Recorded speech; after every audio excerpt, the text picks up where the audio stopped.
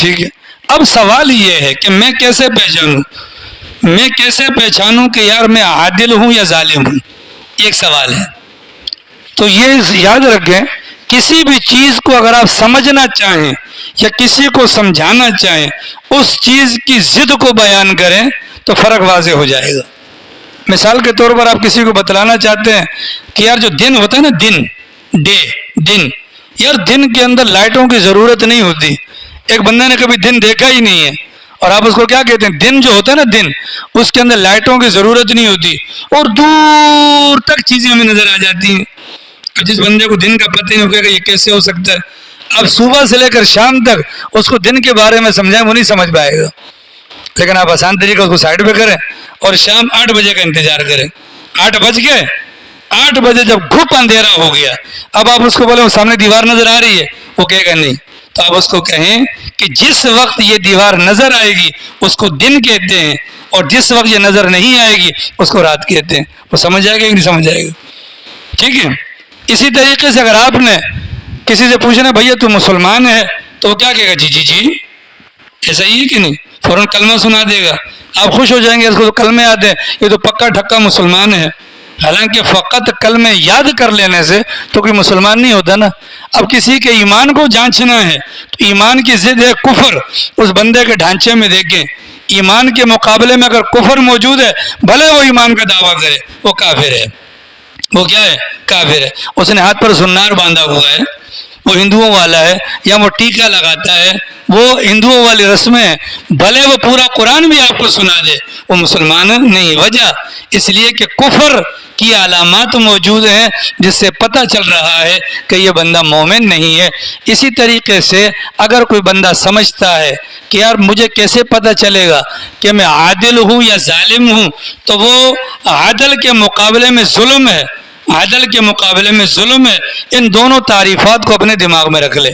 عدل کی تعریف کیا بتائی ملک اکبر صاحب؟ عدل کی تعریف کیا بتائی جی عبد القادر صاحب؟ جی عمران صاحب، عدل کی تعریف کیا بتلائی؟ حقدار کو اس کا حق دینا. ٹھیک ہے، یہ کیا بن گیا سر؟ عدل ہو گیا. یہ کیا بن گیا؟ عدل ہو گیا. تو ظلم اس کے برخلاف آ گیا نا. تو گویا کہ ظلم کی تعریف کیا ہے؟ حقدار کا حق مارنا. حقدار کا حق مارنا. اس سے بھی آسان طریقہ کہ یار میں ظالم ہوں یا نہیں، تھرمامیٹر ہے، اپنے ہاتھ میں رکھیں. جو کام میں کر رہا ہوں، جو کلام میں کر رہا ہوں، کیا یہ اللہ کے نبی کی دین کی نافرمانی کی طرف جاتا ہے یا فرما برداری کی طرف جاتا ہے؟ اگر فرما برداری کی طرف جاتا ہے تو یہ عدل ہے، نافرمانی کی طرف جاتا ہے تو یہ ظلم ہے. ٹھیک ہے.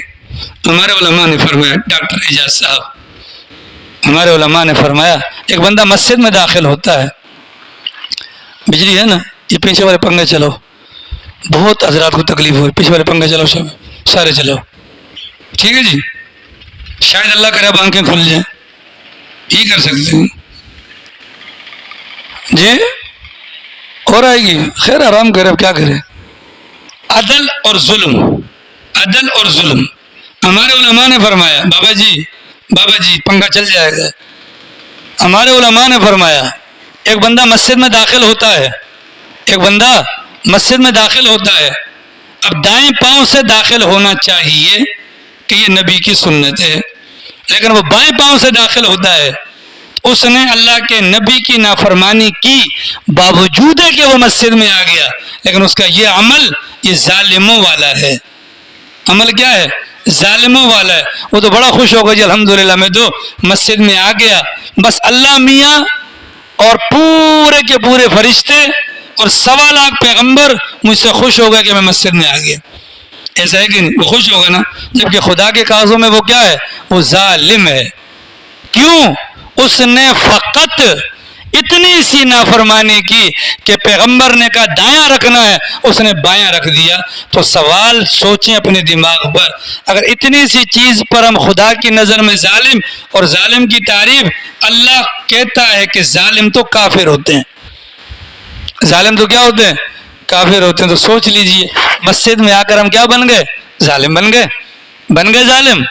یہ تو خالی ایک بات ہے. باقی جو چپل اتارنے کا طریقہ، چپل پہننے کا طریقہ، خالی چپلوں کی حد تک ہی ہم اتنے بڑے بڑے گناہ کر لیتے ہیں کہ مزید گناہوں کی شاید ہمیں ضرورت ہی نہ پڑے. اب سمجھ آ جائے گا آسان ہے نا. ہر وہ کام، ہر وہ کلام جو اللہ کی، اللہ کے نبی کی یا شریعت کی نافرمانی میں ہوتا ہو وہ ظلم ہے، اور ہر وہ کام اور ہر وہ اپنا کلام جو اللہ کی، اللہ کے نبی کی، شریعت کی فرما برداری میں ہوتا ہو وہ عدل ہے.